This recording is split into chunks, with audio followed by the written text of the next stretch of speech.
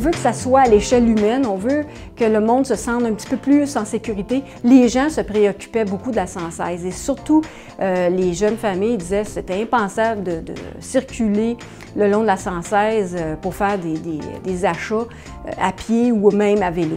On le sait à plusieurs reprises, suite à des consultations, que ce soit politique familiale, développement durable, les gens se préoccupaient beaucoup de la 116. La volonté du Conseil, c'est d'avoir le même aspect visuel, en fait, que Saint-Jean-Baptiste a, avec les arbres de chaque côté, les trottoirs, pistes cyclables polyvalentes. On le voit, le monde circuler sur le long de Saint-Jean-Baptiste. Notre intervention dans le dossier a été un petit peu continuelle depuis le début, depuis les premières étapes de coordination des plans d'aménagement, les suivis avec les différents consultants. Le projet de la 116, c'est un gros projet dans le sens où il y a beaucoup d'intervenants. Mais la première chose, c'est d'avoir un plan directeur de qu'est-ce qu'on veut faire comme aménagement.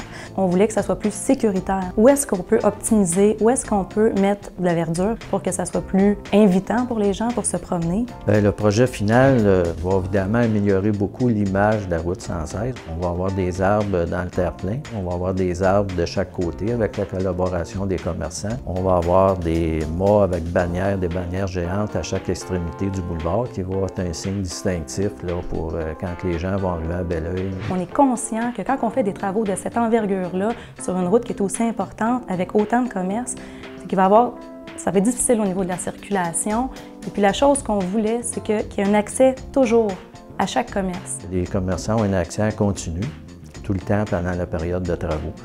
Dès que les trottoirs sont enlevés, il y a des entrées temporaires de fait en pierre. Tous les commerçants ont un accès et ça va continuer toute la durée des travaux. On a décidé de le faire immédiatement parce qu'on avait aussi le MTQ, le ministère du Transport du Québec, nous avait avisé qu'il voulait refaire le resurfaçage.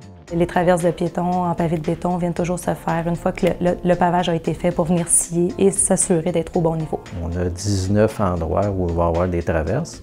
Les pavés vont être distinctifs. On parle de pavés rouges, de couleur terracotta. Autant pour l'automobiliste que pour le piéton.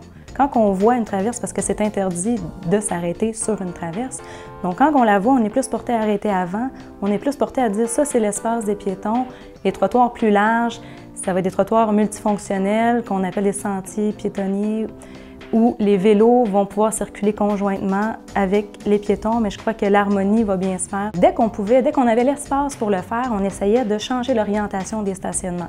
Soit mettre des stationnements, par exemple, une entrée, une sortie, des stationnements à 45 degrés, des stationnements dans l'autre sens complètement, là, pour que, dans le fond, le but de ça, c'est que les gens puissent regagner la circulation par en avant. Certains endroits, on diminue un petit peu les zones de pavage, on diminue les entrées, on crée des petits îlots pour l'an prochain être capable de planter des arbres. Tout ça va moderniser, rendre plus intéressant le boulevard Laurier. On sent c'est que les gens ils veulent vraiment avoir du vert, ils veulent que ça soit convivial d'être sur la 116. Quand les travaux vont être terminés en 2014, fin 2014, je pense que les gens vont en être fiers des travaux puis de la vision qu'on a eue avec les citoyens, bien évidemment, de ce qu'on souhaitait pour le boulevard Sir Wilfrid Laurier.